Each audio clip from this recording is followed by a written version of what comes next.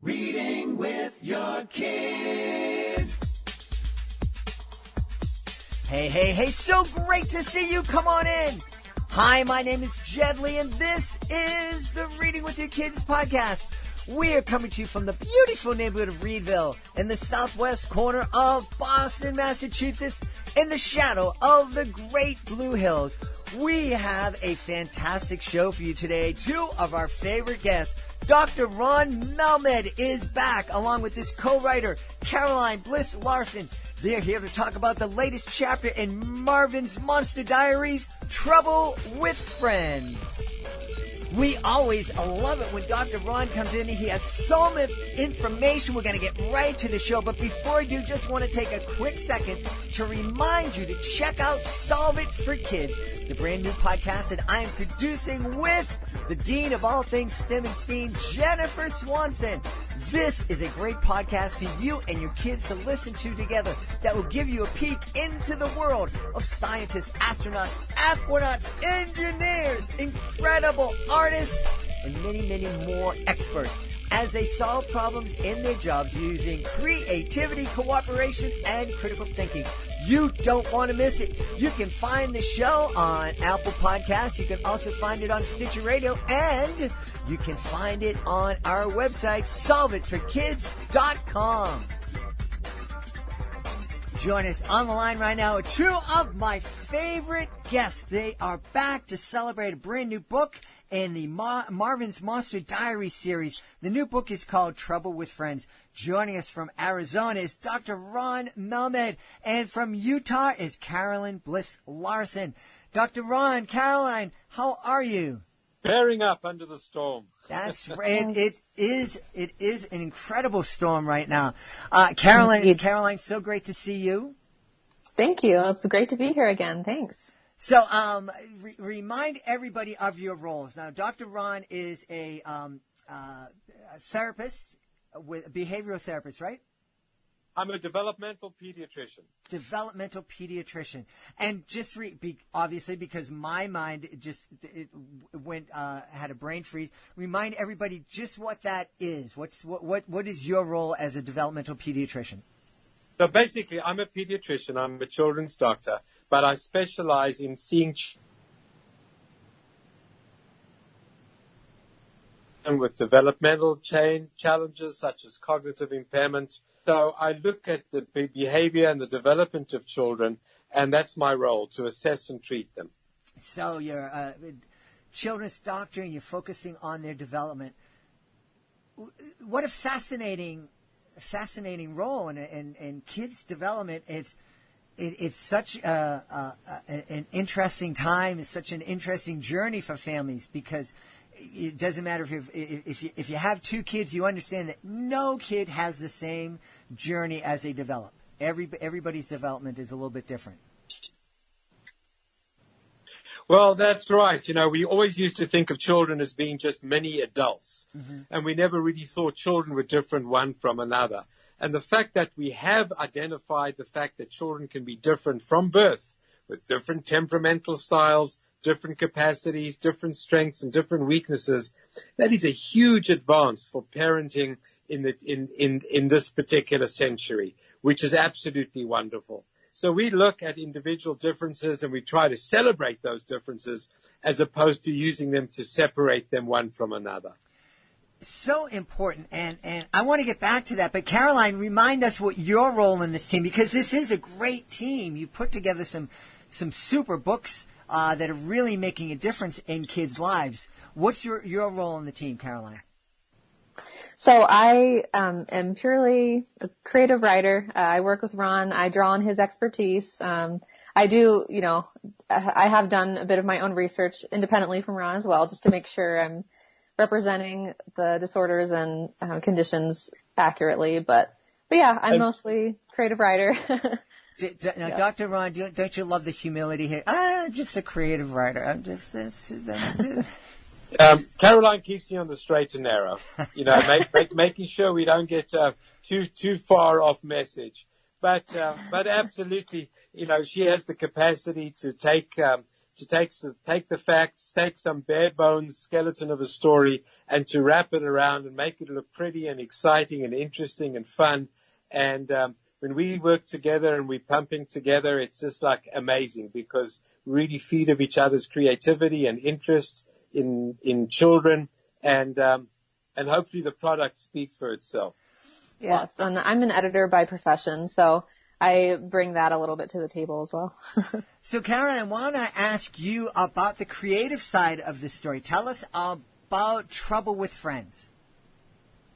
So, Trouble with Friends has been a really fun story to write. It's set in a summer camp, which was Raun's idea, and I was very excited because I always loved all my different summer programs as a kid. I loved going to day camp. I loved going to different church camps and, just to summer enrichment programs at the school. All kinds of those summer things were just so fun for me. And so this takes place at a summer camp. Marvin and his friends meet a new character named Joey. He is a misunderstood lake monster. And so he really just wants friends, but he has a hard time making friends because he's a little bit much. He's a little obnoxious. He's a little loudmouthed. He doesn't have the best manners. And so that's his struggle. But Marvin, being the kind-hearted, open soul that he is, and also being able to relate to Joey in a lot of those ways, had no problem becoming his friend. But Marvin's other friends don't see what Marvin sees, and so it's kind of causing some issues with Marvin's other friends while he tries to make a new friend, and they have to team up for kind of this day-long obstacle course, and get separated into different teams and race each other, and have to do a lot of cooperative work to make that happen. And so that's the seed of our conflict there. Well, when you mentioned that Joey was kind of a lake monster, I had immediate flashbacks. My wife and I both ran summer camps, both a nature camp and also some urban church camps. And that nature camp, we had a 10 or 11-year-old. His name wasn't Joey, but we'll keep his name out of the conversation. But he was a lake monster, and most of the mischief he caused in the lake. But yeah, there are a lot of kids who just have trouble making friends. Dr. Raun, is there one thing that causes them this trouble, or is it just different causes for different kids? Well, it's certainly different for every kid. Now, every kid goes to school or goes to camp every day, and they want to wake up and they say, please, God, just let me not be humiliated. Let me come back not being embarrassed. Let me feel okay about myself. Don't let anything bad happen to me. These kids just shoot themselves through the foot. They just don't have insight into the nature of what they're actually doing. They don't understand how their behaviors might impact others. So whenever I hear of a child being, having difficulties with making friends and being shunned by others, I always try and throw it back to them. What is it about you, do you think, that might make other people not wanting to be your friend, not being able to look out for them? We actually use different exercises within the book for kids to develop insight into what would attract others and what would repel others. And it's amazing that some of the children don't recognize those rules. Most children just come by it intuitively, and they slide into different situations and everything works out fabulously. Mm-hmm. But others simply don't recognize the fact that if they give someone a compliment, that might endear to them. Mm-hmm. If they point out a fault, it might separate them from others. They just don't seem to get that kind of feedback. They might be impervious, or they might have ADHD. So they might say something terribly mean to someone, have that person blush and turn red and almost cry, but the ADHD kid is already looking at something else.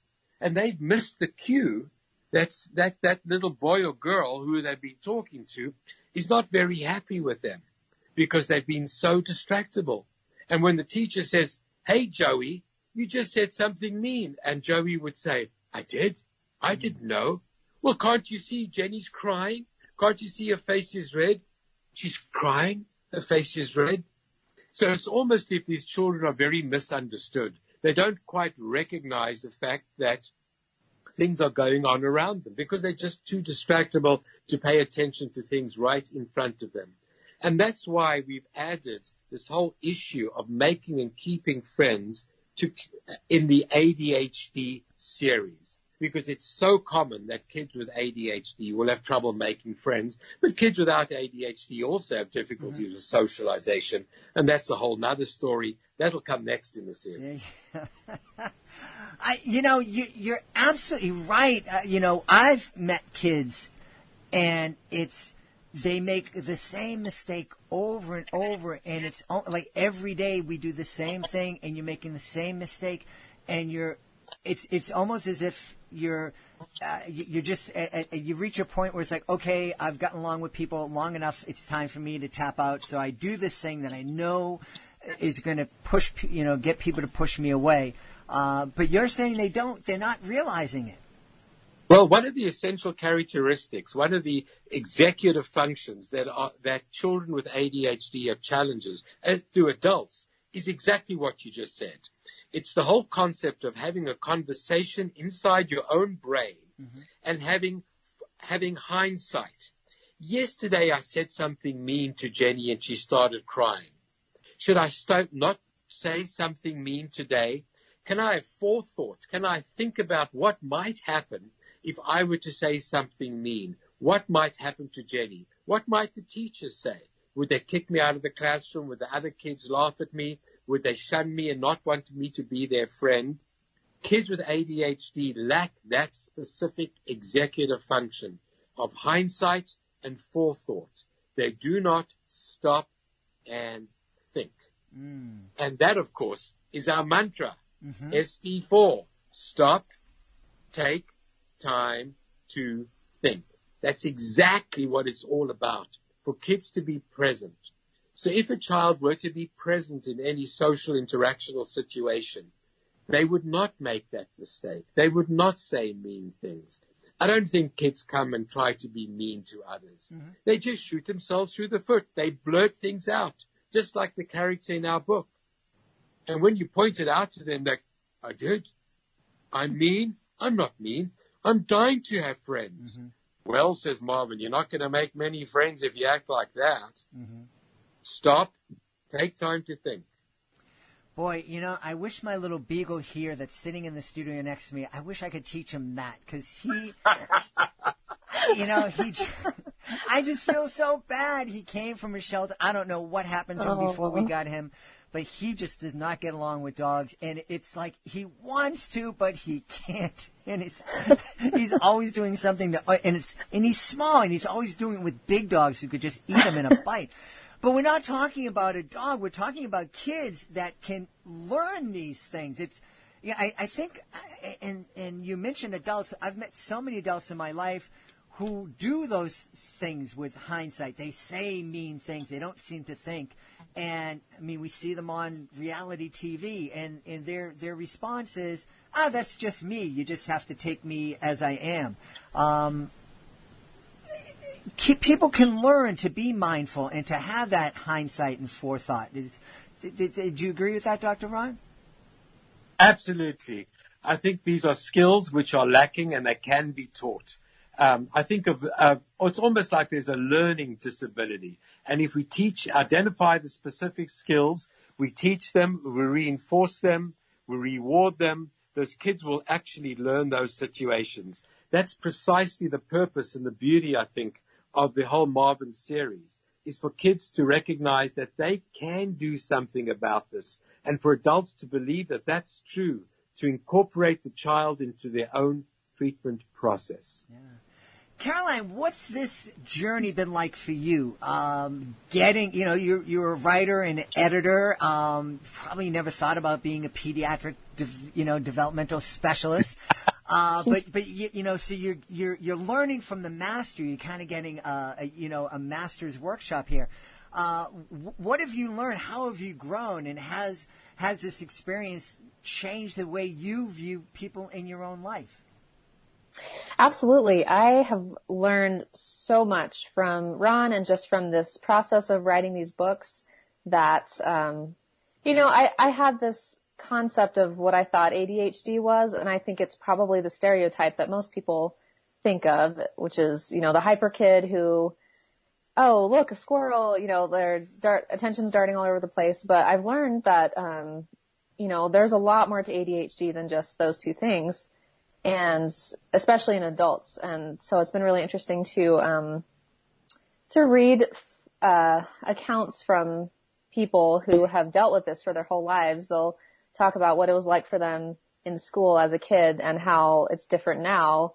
They're like, yeah, I'm not hyper per se, but I get restless, or I get impulsive, or, I experience rejection sensitivity and all these things. And so it's been really eye-opening, and also to realize how common it is and how many people deal with this, and also deal with the comorbidities, with depression and anxiety and OCD and things like that can often occur with ADHD. So it's been really eye-opening to see, to have this perspective of mental health from lots of different angles. Yeah. You're right. Our perception of kids with this challenge really has changed a whole lot. Just in, from when my son was in middle school, or when my son was in kindergarten, and he struggled with some as we used to say, some extra energy, and our understanding has really changed. And I think one of the things that's changed is our empathy for kids who struggle with these challenges. Is that something that was important for you to convey in the series, Caroline, helping people develop a sense of empathy for kids that have these struggles and challenges? Absolutely. In this process of learning about ADHD and how common it is, realizing how many people close to me either have it or, think they have it.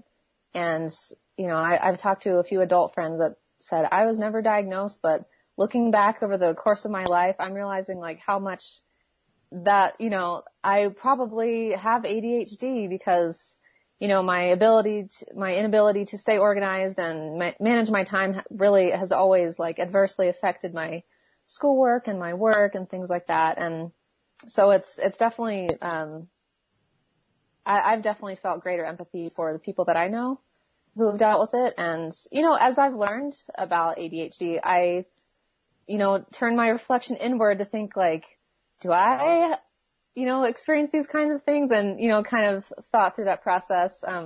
I don't have ADHD, but thinking through those things are like, well, I don't have the whole spectrum of what ADHD is, but I can empathize with, I have a hard time managing my time sometimes, and sometimes when I'm really stressed, I have a hard time staying focused. And so even though I myself don't have ADHD, learning about how complex ADHD is, like, and how broad it is, definitely helps me gain greater empathy for people who do deal with this chronically and, experience the whole gambit.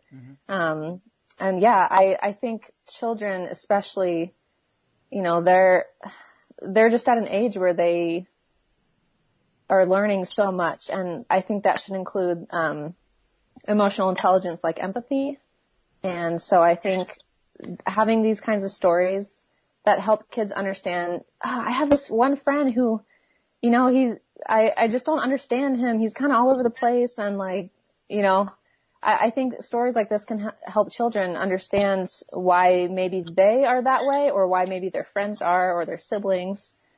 So yes, empathy was a very important part of this process. Yeah, I agree. That is one of the things that I think is so important, and I think is such one of the greatest benefits of reading with our kids, especially a series like Marvin's Monster Diary, is that we have a chance as parents to sit down and help our kids understand that we all have different struggles.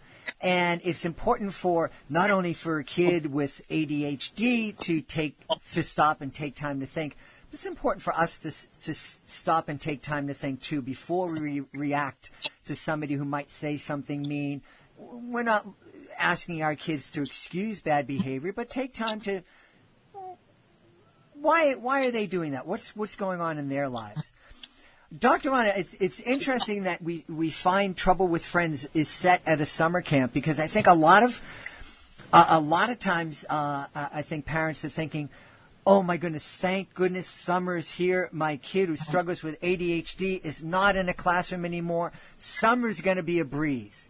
Well, it's not always a breeze. They can find, challenges in very different ways at summer camp. Absolutely. Now, we think of ADHD as stopping at the end of the school day, but in fact, that's not the situation at all. The biggest concern about ADHD is often the social interactional challenges. I described some of them a little bit earlier. Kids who have ADHD do not have same-age friends. Younger children might like them because they may be more hyperactive and they can run around with them. Older kids might like them because they might do their bidding and say, why don't you go over to that girl over there and tell her da-da-da-da-da-da, or stuff like that. So, but same-age peers, they don't want to be associated with the naughty kids. There's guilt by association. So they'll try and stay away from that poor kid with ADHD. But I've been able to figure out, well, what's actually going on? Because from so many of these kids, and not just ADHD, we used to use pejorative words like lazy or crazy or stupid. And if someone is naughty, I remember one old grandfather told me, we would just take him out behind the barn and give him a licking or something like that. Oh, yeah, that's going to help a lot for the situation. But we still have that kind of attitude, and that's an old stereotypic attitude. But now that we're looking further, why is the child not socializing? Is it because they have difficulty understanding social cues, like a child with autism? Is it because they're making poor eye contact, like a child with autism? Or is it because they're so distracted and they're missing? So we kind of look under the hood a little bit to try and figure out what else might be cooking, what else might be going on within this particular child. When we have the capacity to truly look at this child from multiple different perspectives, what's going on in their families? Are the mother and father doing okay? Is there violence? Is there drugs? Are there abuse? How's the child learning in the classroom? Is the attentive problem only during math or only during English? How's the child's self-esteem? What's the child's capacity to handle stresses? What do they do when they get angry? Are they being bullied? It's only when we take that very holistic approach towards children that we can truly make a proper diagnosis and, more importantly, a proper prescription. I call that a prescription by description. Once we've described a child in their overall capacity, not limited them just to a 4-letter diagnostic categorization like ADHD, then as parents, as teachers, we're going to be in a far better situation. And if that child has the capacity to identify their own strengths and their own weaknesses, we're going to be streets ahead. Are we taking, I know you're taking the time to sit down and make those evaluations and look under the hood and ask those questions. Is the medical system, the way it's set up right now, are most doctors and most pediatricians able to take the time to do that kind of evaluation? Unfortunately, maybe not. But there's a new generation of doctors. When I was a medical student, we never heard of ADHD because it hadn't even been identified as such in those days. So we just had no clue and understanding of how we're supposed to be addressing them. Every single medical school class from now in the last 10 years, in their very first year, will be exposed to ADHD, will be exposed to autism spectrum disorder. It's no longer at the bottom of the totem pole. It's no longer something so unusual that everybody thinks is nuts.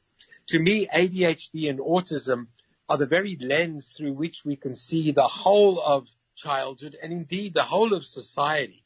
But what we are doing by understanding individual differences, recognizing them, celebrating them, building up people's strengths, it's God's work. I really think it's so vitally important for all of us. If only we got to the whole world like that, and understanding and accepting each other's differences, and once again, celebrating them.